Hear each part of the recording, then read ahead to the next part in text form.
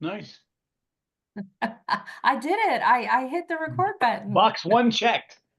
Ah, good morning and welcome to the April 2025 Off the Shelf. I am Dawn Gepfer, your host of today's program, which is brought to you by the Atlanta chapter of Sisters in Crime. Sisters in Crime is an international organization that was founded to support and promote the professional development and advancement of women crime writers. Since its inception in 1986, which is going on 40 years next year, which is amazing, the membership has expanded to include all genders and any and all who support the mission of advocacy for equality in mystery and crime writing publishing. Excuse me, someone's trying to get in. I'm so sorry. Okay. Members include authors, both published and those aspiring to be published, as well as editors, agents, booksellers, librarians. But most importantly, membership includes readers, because where is a book without a reader? It is on the shelf. And the goal of this program is to get our guest authors' books off the shelf and in the hands of readers. Our guest today is fellow chapter member Bret Hurst. He's the creator of the Arrowhead Thriller Series.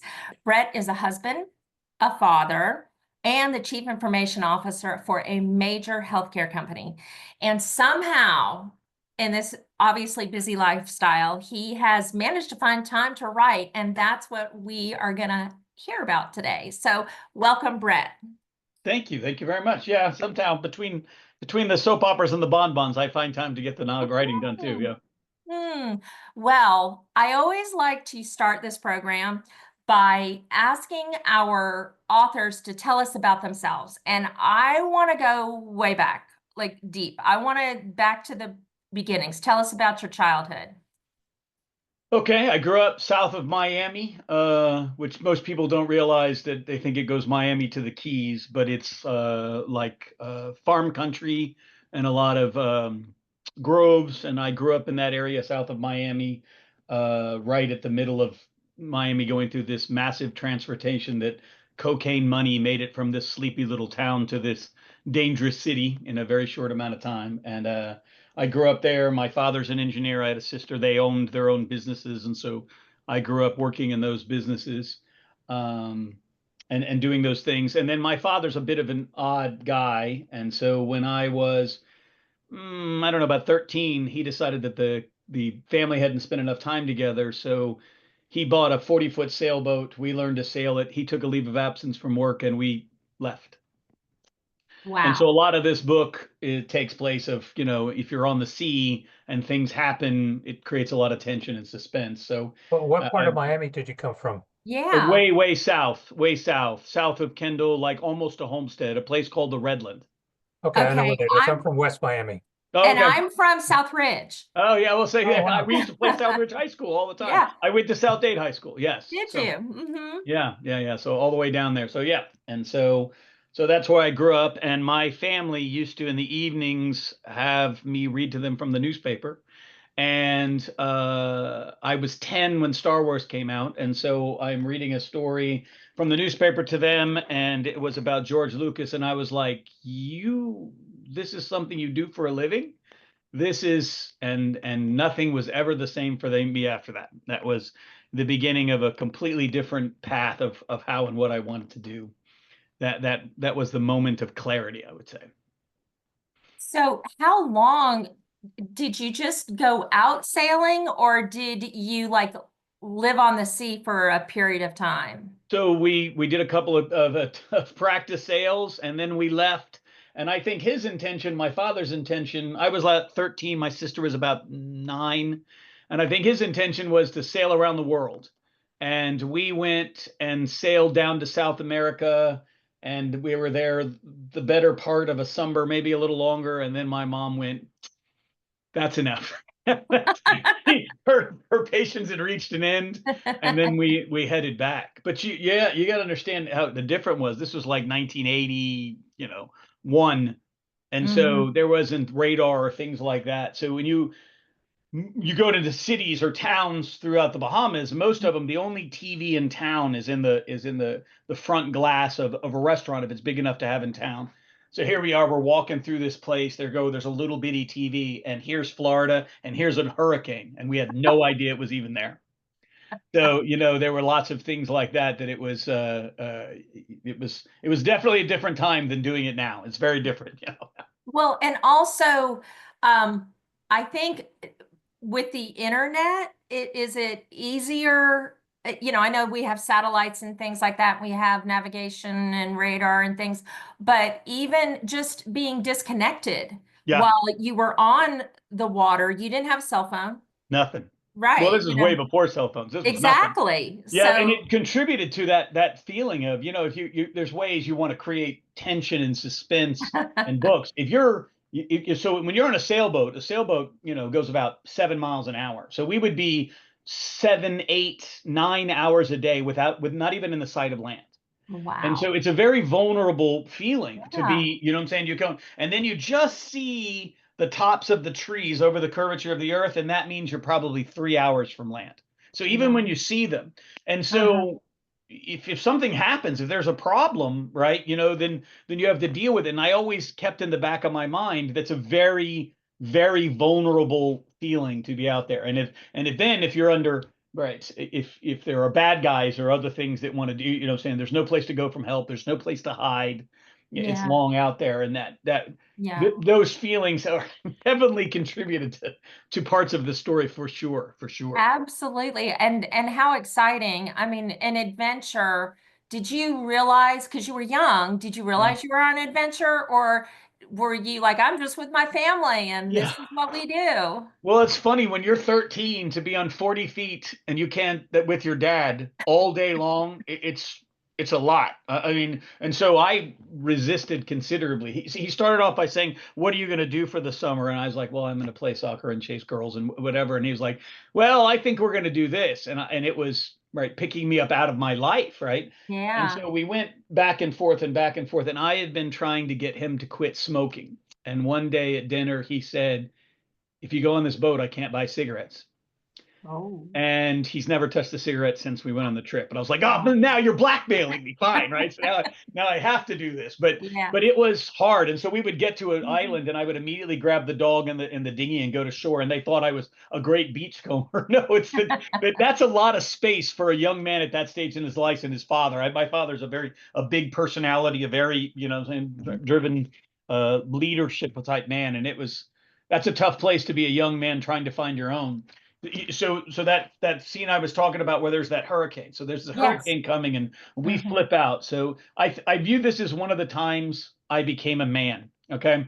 And so when we ran back to the boat, we pull out the charts and we look, and there's a protected harbor about an hour and a half sail away. So we get everything in, we put on all the sails, we run the motor, we're going to this island as fast as we can. And as we come around the bend into it, everybody else already has this idea. So it's full of boats, full of boats. And so we're going to come in here as fast as we can and try to find our spot. And so we pull all the sails down, we're running the sails down. And during this part, one of the ropes fell overboard and wrapped around the propeller. Well, Oh. now you can't stop. You can't. So my father, who was not a man who cursed or anything, grabbed me by my shirt and threw me into the cockpit and said, "Effing steer," put a knife in his mouth and dove overboard. So here I am, 13 years old, holding this boat, and we were heading towards this big, very expensive yacht, and we're getting closer and closer and Oh closer. my And finally, my dad pops up and he goes, "Start it, start the motor, start it." So I start the motor and I pull on the thing, and in my mind, I just bumped this guy. It's probably not true, you know what I'm saying? The writer's thing, but I pulled it up and then brought it to a stop in between these others, and we put out the anchor and waited for the storm to come by. But that was the biggest responsibility I'd ever had in my life at that point. God. And for my dad to tell me to do this and go. And so we wait, and then the storm passes and it misses us. And my dad's listening to the radio, and about 5 in the morning, it was obvious that it wasn't going to hit us. And my dad said, "Well, everybody's going to try to get out of this." So before the sun was even up, we pulled out anchor and pulled out. And as we came out, the sea was really billowing, but it was smooth on these big billows. And we come out, and the sun's just coming up, and about 100 pilot whales who had gone down to avoid the storm all Uh-huh. pop up.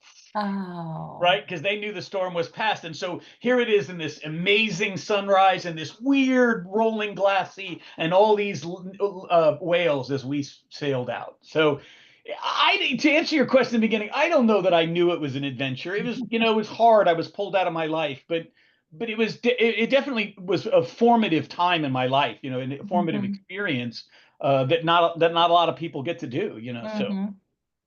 Well, what you just described us like had me riveted. I was like, oh my goodness, like this sounds amazing. So if you are writing the way you just told us that story, you're spot on. Well, You are hopefully. achieving your goal. Okay, so you're 13, you're in Miami, you are now coming back to land, and I'm assuming you didn't like sell your house or anything. You No, didn't have to no, no. restart. Hmm. You were just going to go on a summer Yep. adventure. Okay, so you're back and life goes back to normal. Yep.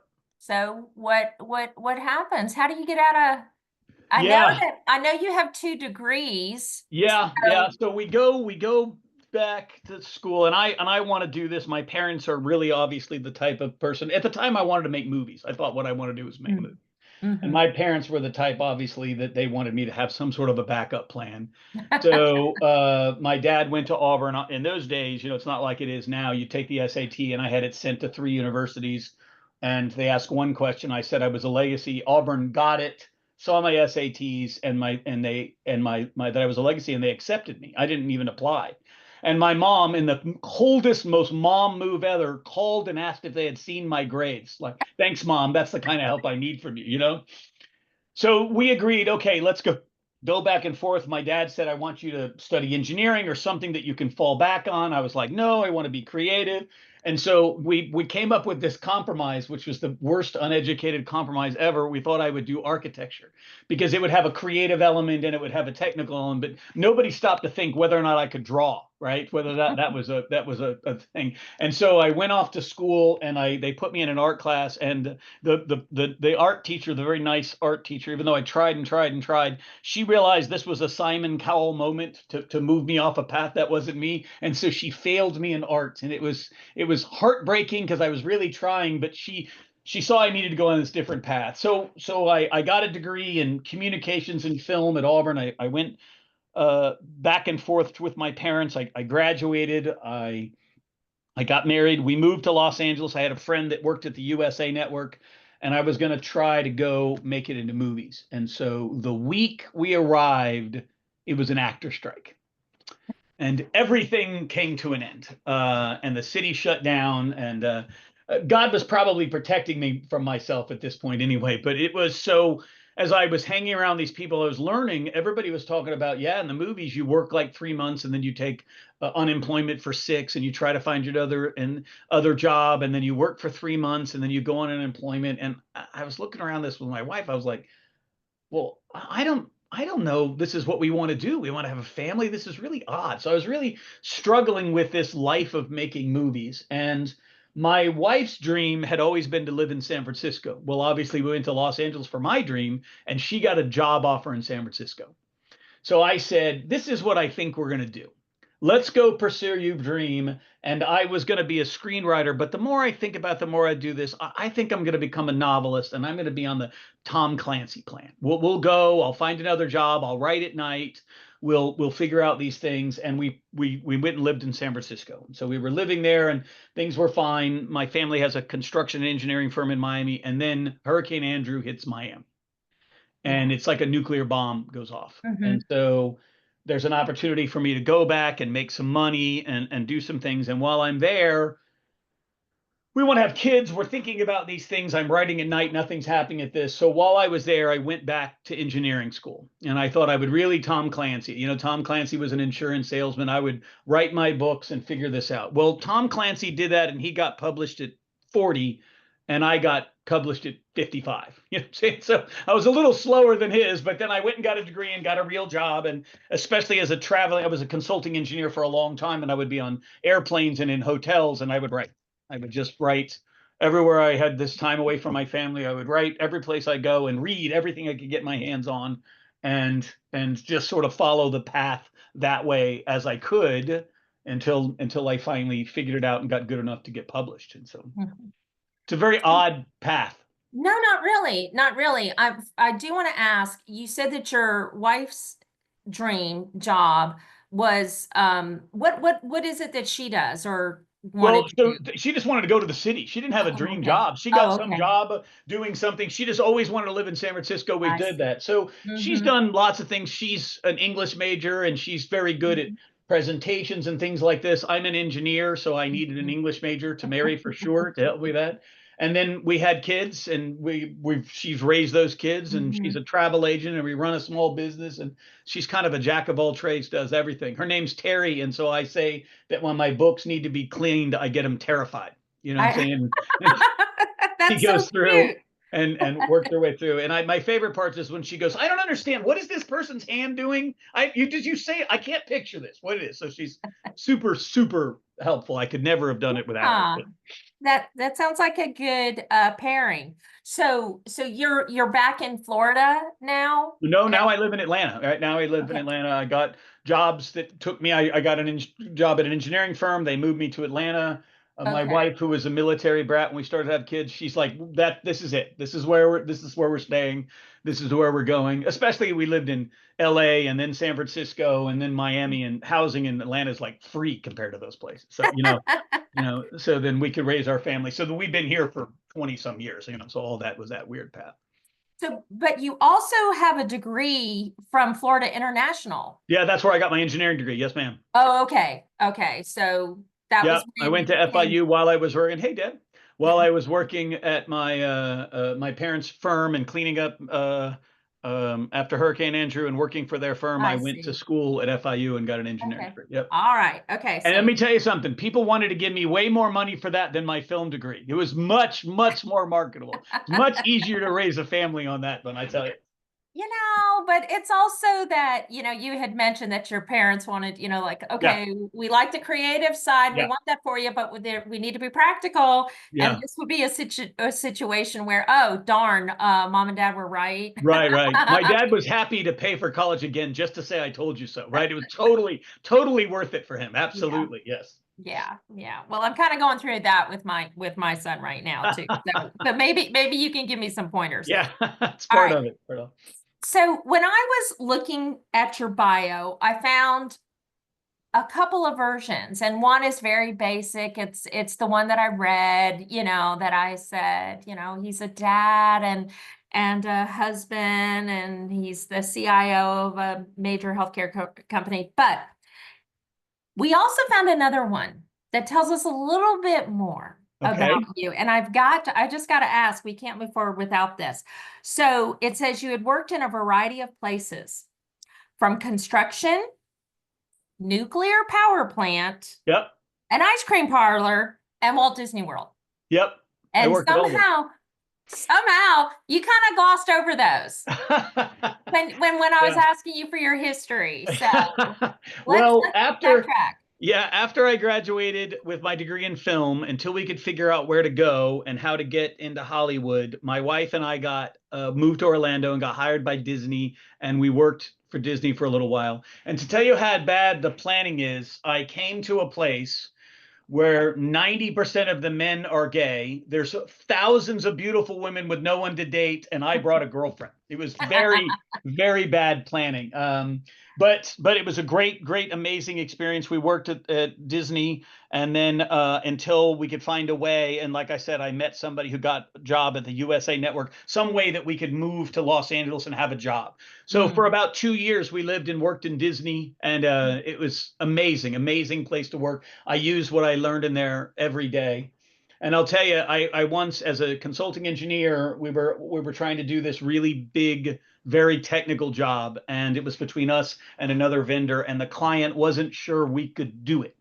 So they prepped me and they sent me to New York to convince them that we could do this very technical thing. So I'm all prepared. I'm in a suit. I bring him, I hand him my resume, and he looks at my resume, looks up at me, he goes, you worked at Walt Disney? And I said, yes, sir. And he goes, is there really a cafeteria under Cinderella's castle? I said, yes, sir. So he asked me questions. We talk about Disney. And then suddenly his assistant opens the door and says, time. And I was like, oh my gosh, I didn't explain. He goes, oh, don't worry about it. I'm sure you guys could do it. You're hired. I love talking about Disney this whole time. So he just, we spent the whole time talking about Disney. So that's been an amazing experience. And when I was in college and I came home and I needed work, I got work as a laborer at a nuclear power plant in South Miami, Turkey Point Nuclear Power Plant. And to tell you how the world isn't exactly what you think, we would dig ditches and collect trash and do things. And one of the things that we had to do was separate the mail. And my boss kept asking me what the address said. And I just assumed he couldn't read the writing. What I discovered about a month in was that none of the men at the labor pool could read. None of them. Oh. And so they found out I could read, and they put me in an air-conditioned building and gave me a raise. And I said, well, I can do long division. I didn't know there was a question, right? But isn't that crazy? I would ask him, how do you know how to get off the interstate? And how do you, it was really weird and sad and awful. Mm-hmm. But yeah, so once they found I could read, they gave me a much easier job. It was crazy. So I did that, and I have had the only job I really haven't had. I've never worked as a waiter or a bartender or anything like that. But I've done just about every other kind of job you can think of. Yeah, and so ice cream parlor, that scene, I don't know, you have these very interesting stories. Is there anything interesting about the ice Yeah, cream? when I was in college, the Baskin Robbins in town actually delivered ice cream. So like a pizza delivery, and they had these insulated bags, and so we would go deliver ice cream. And so like any other delivery guy, I lived on tips. It was easy to do after class. I made very good money on it. And then as the years went on in college, I got where I ran the delivery department. And so you could never get anybody to work Friday and Saturday night. And there's this young, good-looking kid always volunteered to work on Friday and Saturday nights. And I was like, what's the story here, dude, after a while? And he goes, I have a plan.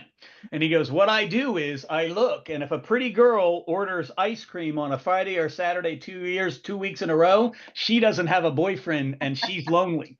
And he would swoop in and ask her out. And he had these amazing girlfriends the whole time he was there, because he would work on Friday and Saturday nights and find the lonely ones, which I thought was devious and brilliant all at once. So. Yeah, you might be able to use that Yeah, somewhere maybe, in one of your stories.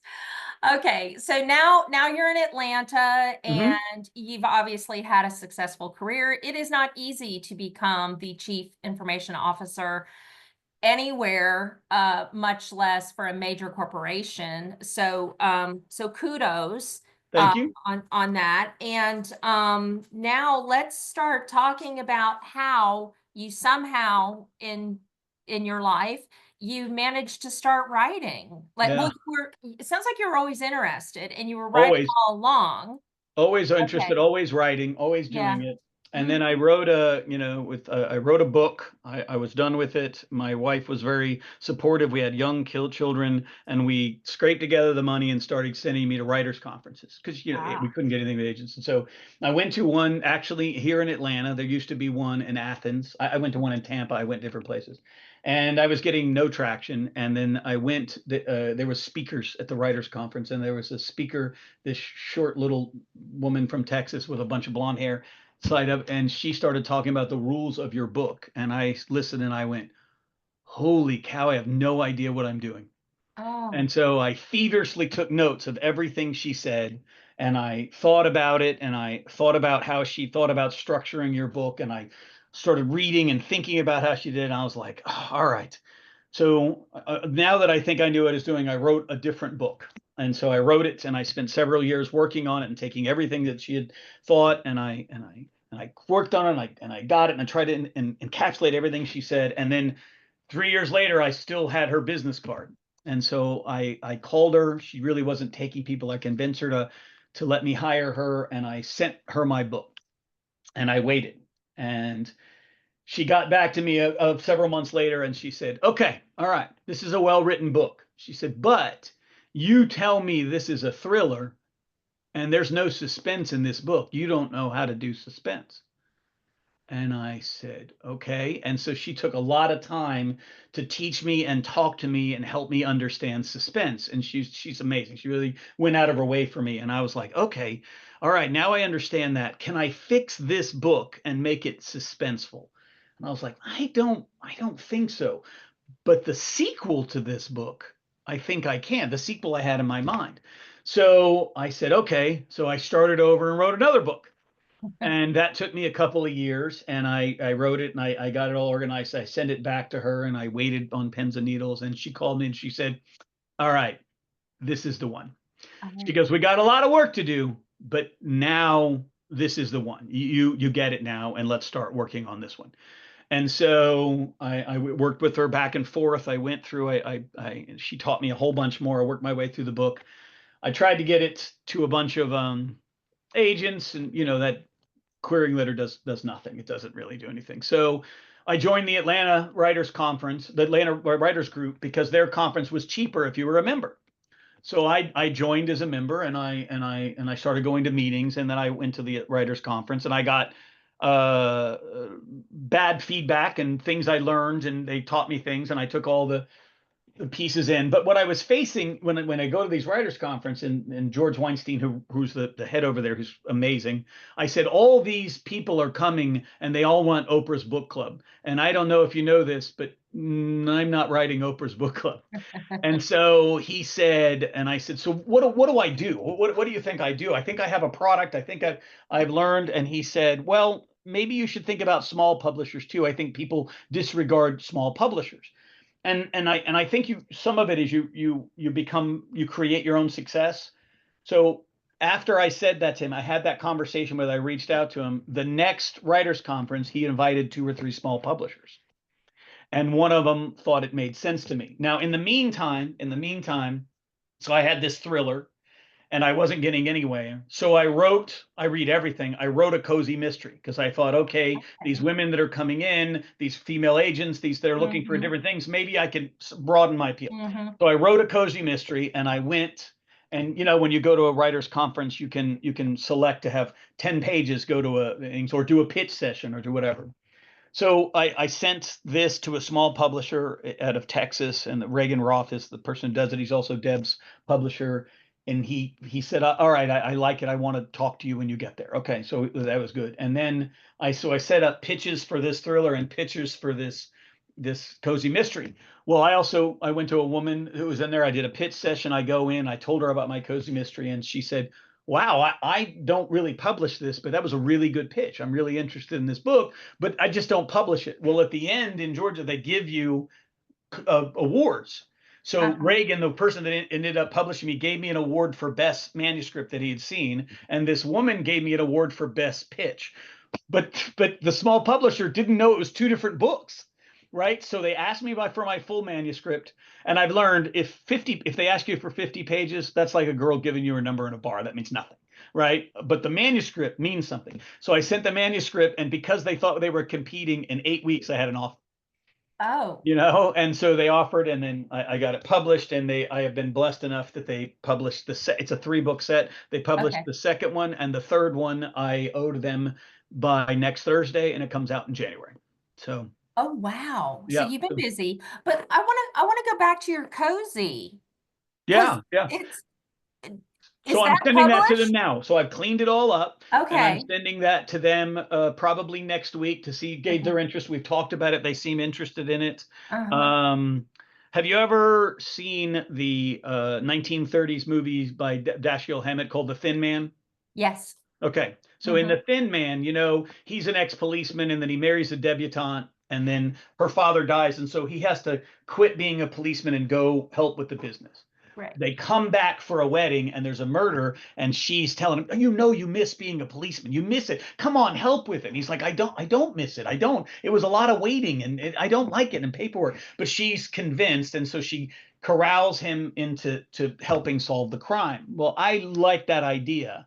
And so I tried to make a spin on that in modern times, right? Mm. Is that, but now she's the successful person. He's tired of being a cop and wants out of it, but she's loves mysteries and all. And so she keeps trying to say, no, we can help with this crime. And so I created that sort of reimagining of Dashiell Hammett's The Thin Man. And so hopefully they'll publish it. I'm going to send that to them probably next week. So we'll see how that goes.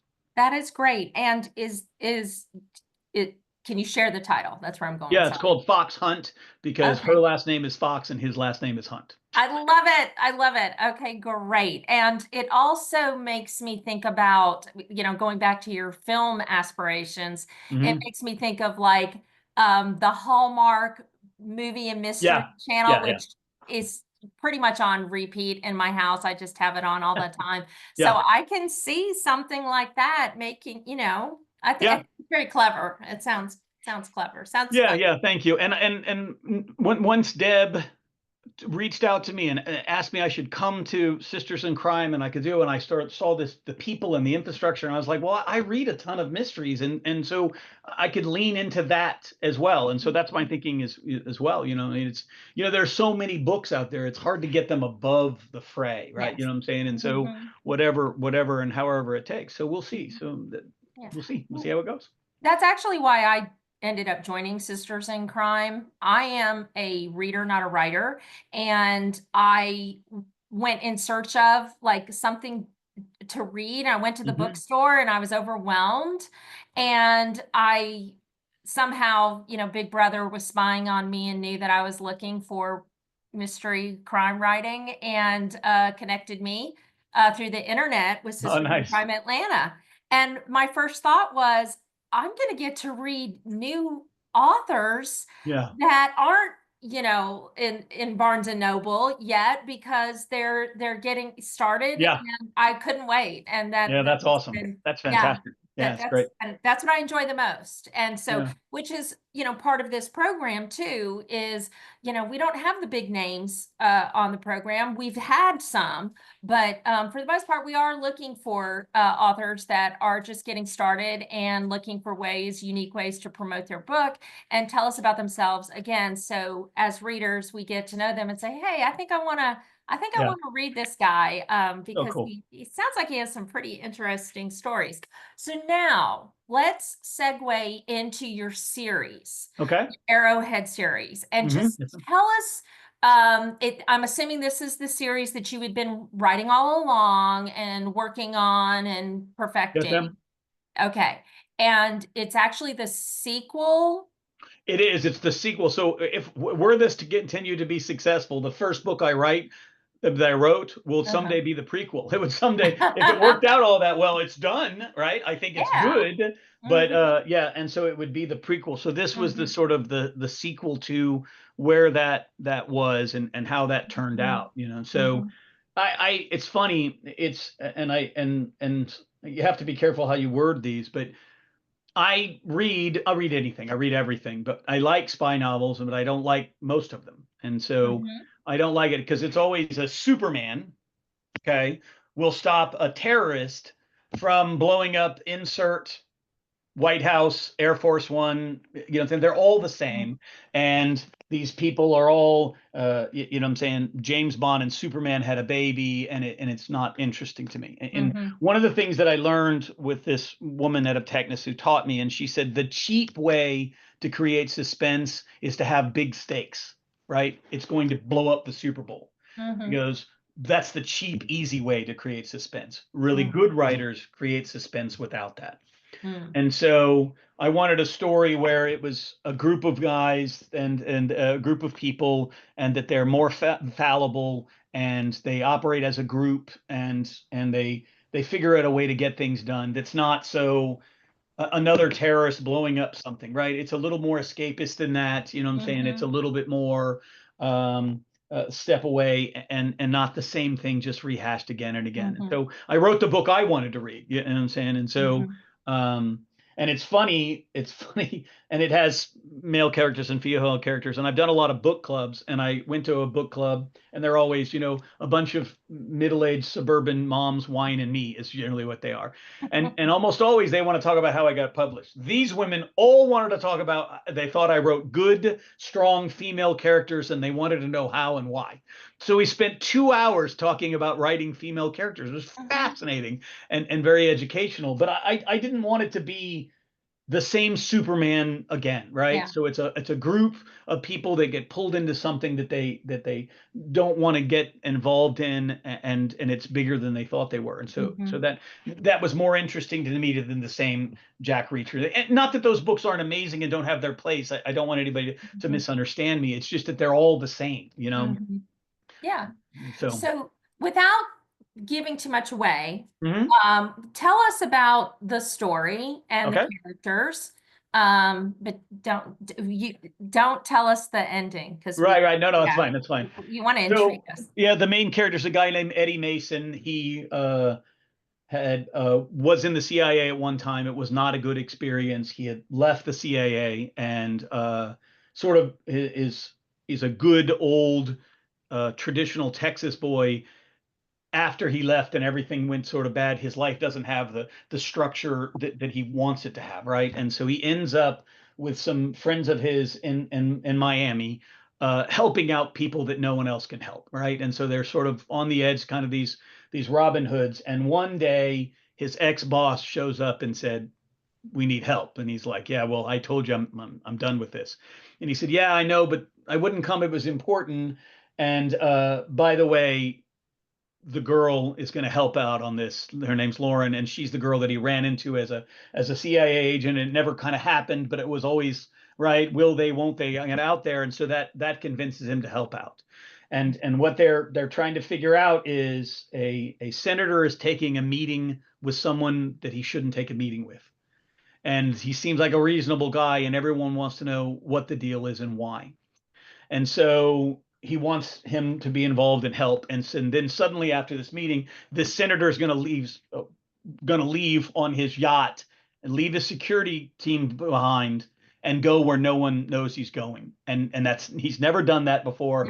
And he won't accept any help from the CIA. He doesn't trust him. So he wants Eddie to go along as hired help and keep an eye on him. So like hired help on the boat, like undercover. Right, and sort of be protection or whatever, and see if he can wiggle him in here, kind of blackmail into doing it.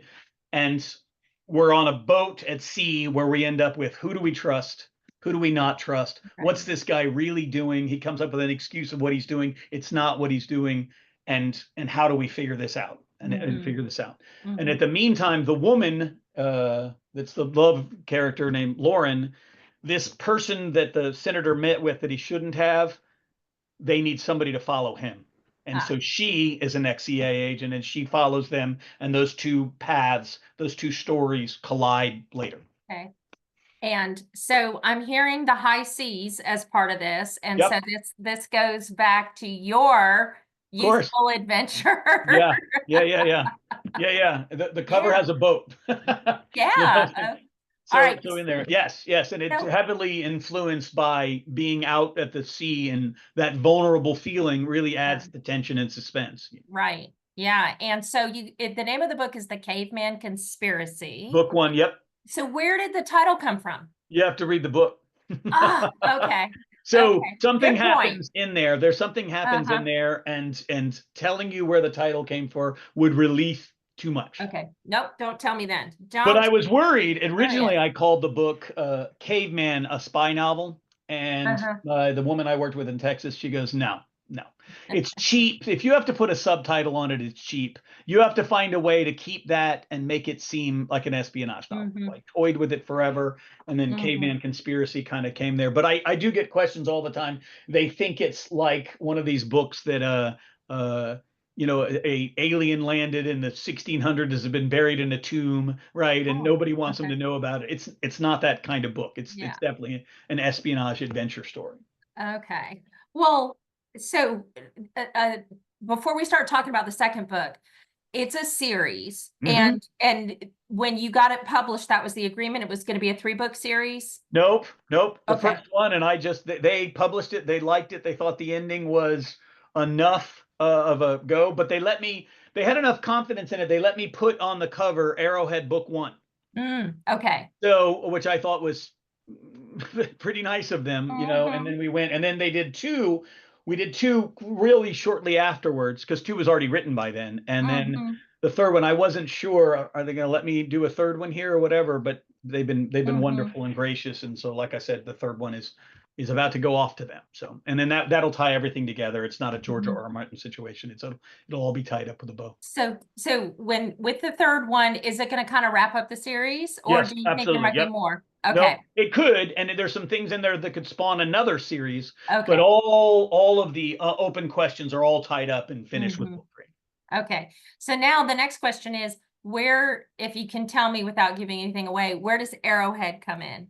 So Arrowhead extends a little bit beyond this. Now, this group, as they continue to try to unravel this mystery, they get a person reaches out to them. You know, they're like this group who help people that no one else can help in Miami, and a woman reaches out to them that they don't know. A young woman is trying to find her father and has heard about them, and then they realize, wait a second, her father's kind of connected to this mystery. How did she find us? Can we trust Oh. her?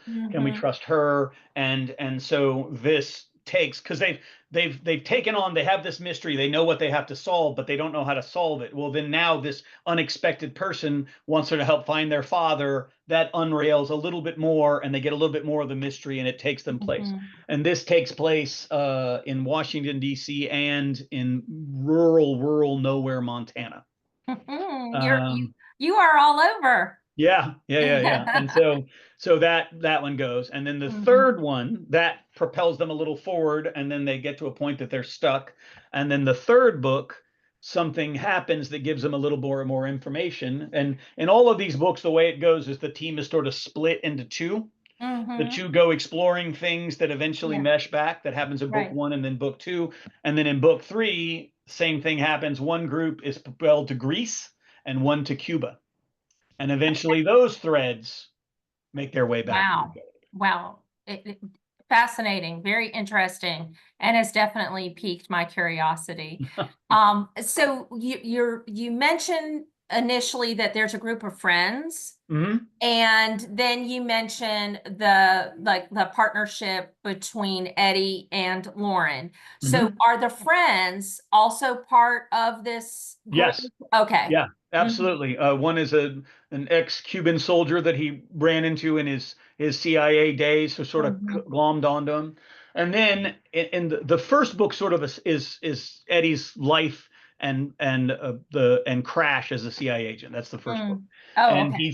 he's ended up the one that would be the prequel. You know what Right. I'm saying?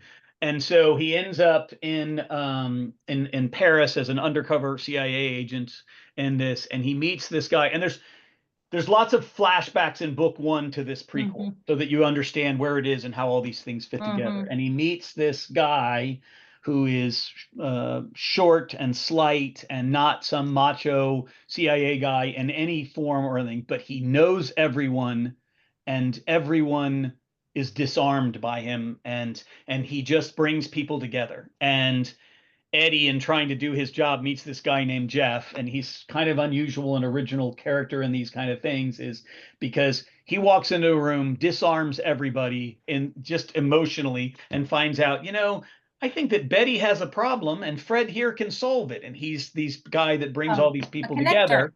Yeah, Mhm. and he is part of the team. So he has no Mhm. training and he couldn't do anything and he doesn't, but they always need him to solve it at the end because Jeff knows people. Mhm. And so I found that sort of unusual. Instead of another guy who can, use a sniper and knock somebody for Mhm. 3,000, there are these skills that they need to be done that aren't trained in Fort Benning. You know what I'm saying? And so I thought it added a little humanity to it, Mhm. and a little bit the team makes more sense and it's original because he brings something to the table that's not killing skills. You know what I'm saying? And Mhm. so he's a and everywhere they go, he knows someone, and he's really become sort of I hear a lot about him, a fan favorite, because he's unusual and different. And he Yeah. brings something a little different to the Mhm. stories that they don't usually see. Mhm. So do you have a title for the prequel if you The decide to prequel publish was it? called The Second Spy. And so Okay. I don't know if that would stay the title, but that's what it was Mhm. originally called, The Second Spy. So Mhm. the first book in this is the Caveman Conspiracy, and then the Arrowhead Protocol. And as you find out in the book, the bad guys is a group called Trelios, and the third book is called the Trelios Connection. And so Okay. and there are things that happen in book one that seem innocuous but are important in Mhm. book three and explained, and things, everything is laced and threaded through all three books, Mhm. even when it doesn't, including things that are an open question that you want answered, and things you didn't Mhm. know were a question until you get later, and then you realize how important that was in book one. So it's completely Okay. laced through all three books. Okay, so I definitely want to open it up to the audience for questions, but I do also want to ask, Mhm. because these are intricate and they are connected, and the first one you wrote was not intended to be a series. Well, it was. It was. Oh, It's it just was. whether or not they Okay. would publish it. Yeah, it was Got it. absolutely Got it. always Okay. intended to be these three books. Okay. So how are you a plotter or a pantser? Like, are you writing by the seat of your pants and these ideas are just coming to you and you're like, hey, I can put these two It's together?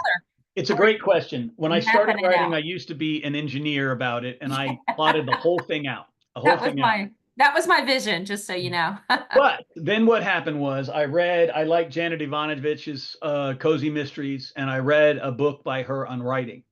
And she said, here's what I do when I write. I know I'm trying to get to that port, and I need to get to these ports along the way. I know that. And then I just write. And that changed everything for me. Everything for me. Writing became easier and much. And I know I got to include this. I got to get there. I think when they're really good, they half Mhm. write themselves. Mm. I think it is. When I was in college, I wrote a book, this book I was trying to write, and then there was a character whose only job in the book was to get my main character from point A to point B. That was his only job. And I asked people to read some of my pages, and everybody goes, "That Barnes guy is funny." What do you mean he's funny? I never intended it to be funny. And I went back and read it, and he had a whole personality. When you write it, if it's really good, there's a quality to it that it half writes itself, it half does it. Mhm. And so once I made it so that I freed myself up and not let that happen, but and then Neil Gaiman says, look, at the end you can fix the thread of how it gets. Just get to the end, right? You know what I'm saying? And Mhm. so I do a lot of that. I know I got to include this, I got to include this, but I sort of skewed all that engineering approach to it.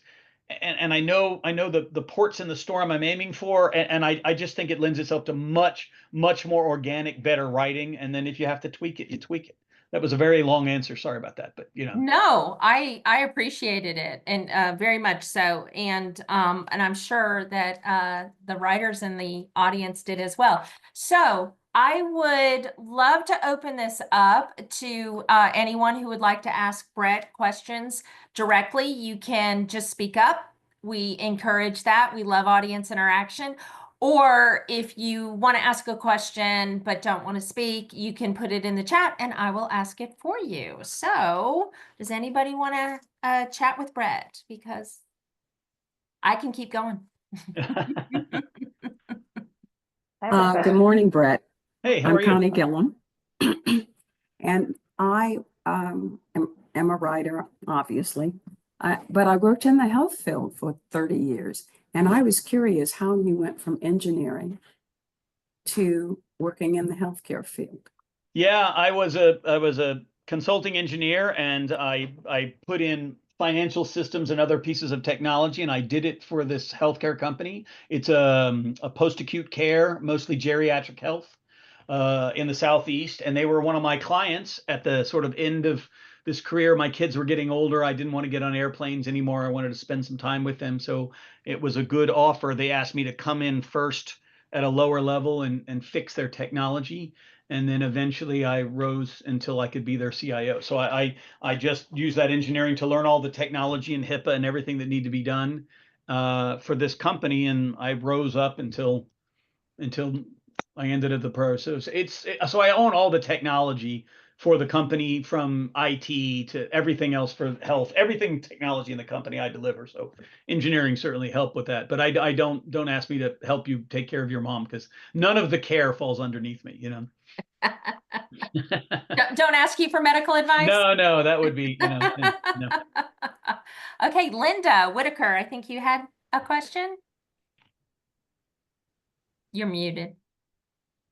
I didn't know if I was coming on because my phone still has me in safe driving mode, even though I'm not. Oh, Yes. So Brett, as far as I could hear, you don't have a law enforcement or military background. So how do you make sure that if you're representing people that are ex-CIA agents, that you are doing that justice and keeping things kind of real? Yeah, it's a good question. I'll tell you, the Google is amazing. My father-in-law, while he was alive, was an OSI agent, which helped a lot. But I'll tell you, as I started to do research and figure this out, I ran into an interesting phenomenon. Your books shouldn't be realistic. Your book should be what your audience expects. So there's a lot that they expect the CIA to do, which isn't really what the CIA does. Or there's a lot of, you know what I'm saying? It's like, I have a buddy of mine that's a detective, and it takes him 6, 8 months to get back whether or not it's the blood matches. It takes months, not by the next commercial, right? But when you write, they expect it to be that way. So I did a ton of research on Google. I've read a ton of books about it, but I think that the best thing to do is, if you read books in your genre, then you see the accepted reality that the audience and the author of these books have landed on. This is how CIA agents do behave. This is what they do. This is what their calling is. This is what they're where they can operate and how. Even if it's not really true, there's this sort of collective consciousness about it that I found. I did too much research and I got it too correct, and I had to, as I got beta readers and things, I had to bring it back to this accepted reality. Does that make sense, Linda? she's muted, but Okay. Yes. yeah, it made sense to me, and it's fascinating. Do you agree, Linda? I do. I Yeah. think it's, you have also resources, it sounds like, people you can talk to make sure that you haven't gone off the rails. So, Yeah.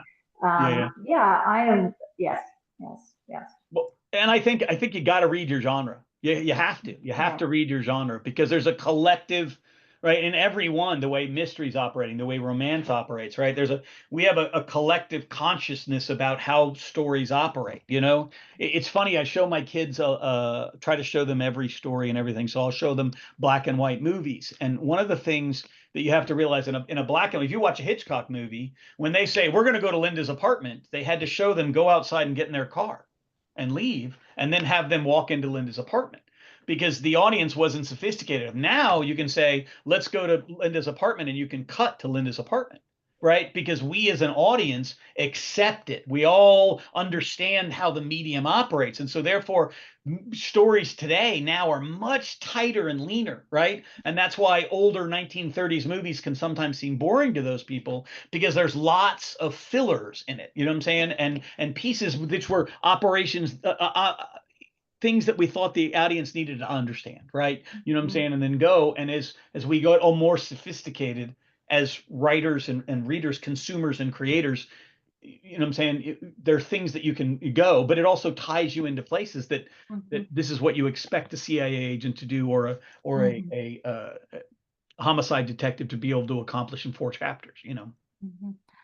That is very fascinating to me, because we did a read one time in one of our chapter meetings, and one of our authors was really struggling to get her character out of the restaurant and to her office, and she was going into this intricate detail of she picked up her coffee and she opened the door and she stepped outside and she went down the stairs.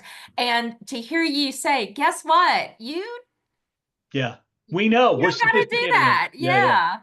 That poor girl. I never did hear what happened. My editor would take it to another step. my editor would say, if you wrote in your manuscript that she answered the phone, this is what she would write. What else would she answer? Right? She answered.